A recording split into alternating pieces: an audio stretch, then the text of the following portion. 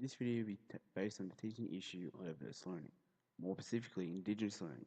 This video will address the following: identifying the issue, indicating learning theories to support and improve the issue, use those learning theories and teaching standards to identify effective teaching, suggest strategies to improve classroom engagement with the aid of the 8 ways of Indigenous learning.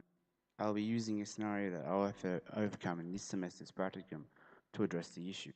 During this time, I will be covering a Year 10 Food Tech class with an Indigenous student that for this video will be referred to as Steve. The supervising teacher has indicated that Stephen is a student with both learning and behavioural difficulties. The issue starts with Stephen's motivation towards school, with no desire to do work, and states that he'll be fine when he leaves school because the government will look after him. This notion seems to be rather humanistic. By that I mean this idea could not have been developed individually, but rather through experience. Taking a humanistic approach to understanding Stephen's behaviour has two theories come to mind: Carl Rogers' learning-centered education and Abraham Maslow's hierarchy of needs.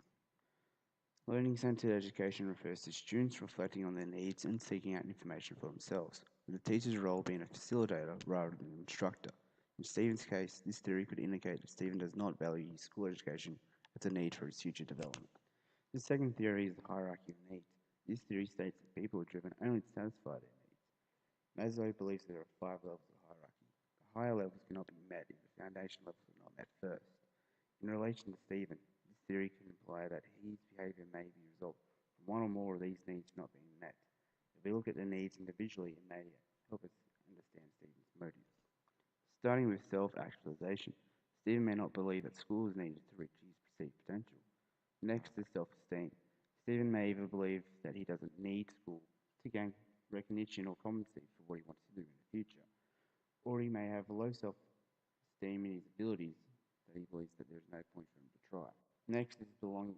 Stephen may not feel a sense of belonging within the school community or the need to affiliate with the school. Next is safety.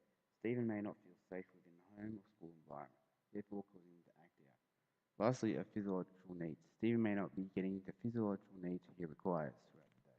Before I go and suggest an educational method best suited to address the issue, I feel I must explain the 8 ways of Indigenous learning. This will hopefully create a more engaging lesson for Stephen to partake in. We'll begin with story sharing.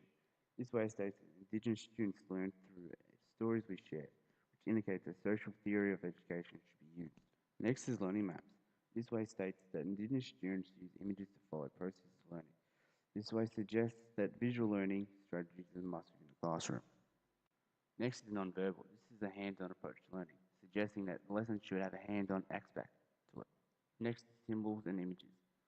Much like learning maps, this way suggests that visual learning approach must be used within the lesson for the benefit of Indigenous students within the class.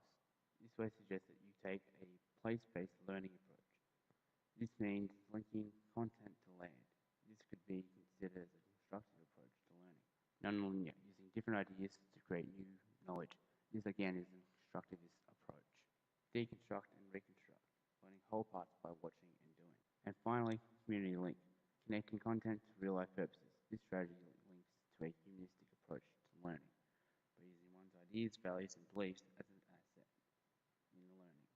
The 8 ways of learning seems to suggest that a social constructivism approach to learning works best with Indigenous students, which also perfectly fits the technology classroom. Vygotsky, a leader of this theory, stated that children first learn on a social scale and then a personal one, with constructivism theory being based on students developing understanding for new content and concepts through prior knowledge and experience. This theory suits any technology-based class. In terms of meeting the 8 teaching standards, these approaches will help me meet the following. 103. Students with diverse linguistic, cultural, religious, and social backgrounds. 104. Strategies to teach Indigenous students. 204. Understanding and respecting Aboriginal and Torres Strait Islander people to promote reconciliation between Indigenous and non-Indigenous Australians. So this only leaves the methods that I will use in my lessons to promote student engagement. Firstly, I will create a social constructivism style of learning environment and insert lots of visual and hands-on activities to promote engagement. Secondly, I would try to contact Stephen's parents, guardians, and community and ask if they were able to become involved within the learning process. This would be most effective in the home environment, with the information being constantly exchanged between myself and Thank you for watching.